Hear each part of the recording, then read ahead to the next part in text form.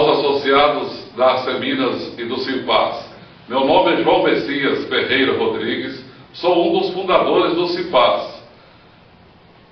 Inclusive fui presidente no período 2000-2001 e aposentei em 1999 no cargo de inspetor regional da SRF Metropolitana.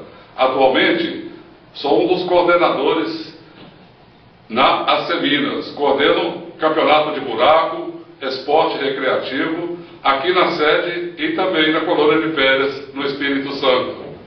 Quero louvar o trabalho conjunto realizado pelas diretorias da Seminas e do Simpaz, nas pessoas dos presidentes Raimundo Lustosa Filho e Diva Maria de Castro Janotti, que não medem esforços nas causas dos associados. Além de um trabalho sério, é importante destacar a lealdade, a competência, a receptividade e a capacidade de nos ouvir, e principalmente a honestidade. Quero aplaudir também os funcionários, os seus respectivos funcionários da Seminas e do Simpaz, que nos recebem com muita eficiência e atendem com cordialidade e muita simpatia. Convido a todos para conhecer os serviços que a Seminas coloca à disposição dos associados. Dentre eles, academia, aulas de dança, consultório odontológico, psicólogo, um espaço cultural com serviço de bar, setor de seguro e, além da nossa aconchegante colônia de férias do Espírito Santo. Por falar em seguro, renovei recentemente o seguro de 2 veículos. Após exaustivas pesquisas, optei pela corretora Andaluz, que mantém parceria e funciona na sede das Seminas, além de um excelente atendimento.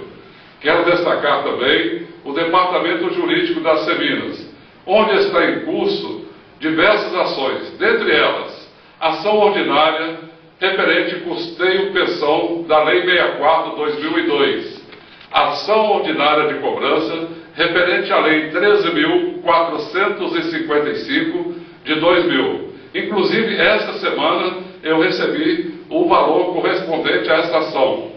Mandado de segurança referente ao percentual de 3,2 da assistência médica do IFSENG. Ação ordinária referente ao subteto. Finalmente, eu quero lembrar aos colegas associados das Seminas e do Simpaz que, agora em 2008, teremos eleições municipais, quando vamos eleger prefeitos e vereadores. Portanto, é hora de nos unir e mobilizar, principalmente agora que estamos trabalhando em busca de mais representatividade política.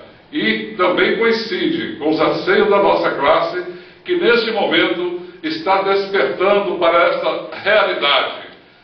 Agradeço a oportunidade e quero desejar um ano próximo de muitas realizações e um fraterno abraço a todos. E lembrem-se, unidos seremos fortes.